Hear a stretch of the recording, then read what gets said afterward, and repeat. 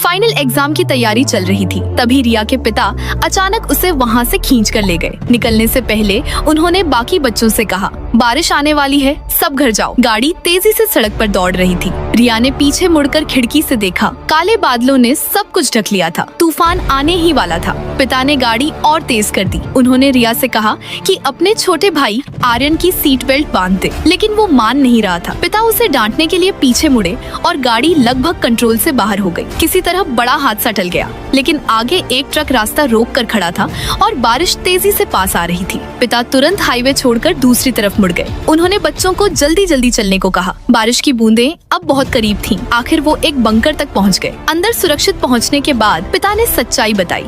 उस बारिश में एक खतरनाक वायरस था जो इंसानियत को खत्म कर सकता था। उन्होंने कहा कि अब वही आखिरी उम्मीद है। फिर उन्होंने रिया से कहा कि अपने भाई का ध्यान रखना। इसके बाद उन्होंने हजमत सूट पहना और बंकर से बाहर चले गए। 10 मिनट भी नहीं हुए थे कि बाहर जोर जोर से दरवाजा पीटने की आवाजें आने लगीं। रिया को लगा पिता वापस आ गए हैं। माँ ने कहा, यह नामुमकिन है क्योंकि पिता खुद दरवाजा खोल सकते थे। लेकिन जैसे ही वो पीछे मुड़ी, रिया और उसका भाई आर्यन गायब थे। दोनों दौड़ते हुए दरवाजे तक पहुँचे और उत्साह में उसे खोल दिया। बाहर खड़ा आदमी उनका पिता नहीं था। उसका शरीर बुरी तरह कांप रहा था और उसने तुरंत छोटे भाई की शर्ट पकड़ ली, जैसे उसे घसीट कर ले जाएगा। माँ भागती हुई बाहर आई और उस आदमी से भिड़ गई, लेकिन बारिश में भीगते ही वो खतरे में आ गई। डर के मारे रिया ने बस एक ही काम किया, दरवाजा बंद कर दिया और माँ को बाहर छोड़ दिया। बाहर से माँ की चीखें सुनाई देती रहीं। रिया और उसका भाई जमीन पर गिर पड़े, अपराध बोध से टूटे हुए। दिन गुजरते गए। पिता कभी वापस नहीं आए। बाहर की दुनिया से संपर्क भी खत्म हो चुका था। बंकर ही उनका घर बन गया